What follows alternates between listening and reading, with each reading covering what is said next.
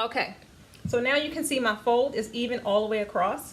And one thing about pinning, the good thing I like about that is no matter what happens to your fabric, you won't lose your measurements because it's pinned, right? So now you could ball it up if you want to save the second half or the sewing portion for another day. You could put it in the corner, do what you want to do because it's not going to go anywhere.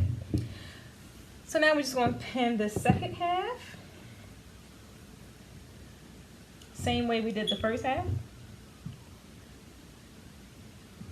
About every 8 inches or so.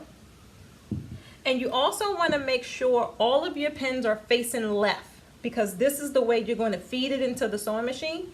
If you have them going the other way, it's going to create a little chaos when you go to sew, and you're not going to be able to easily remove your pins.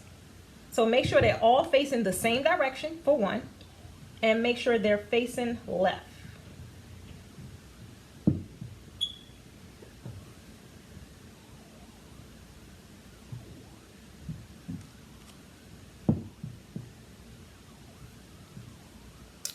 There we go.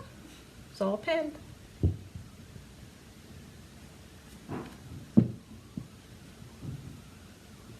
All the way to the end. So that is all pinned.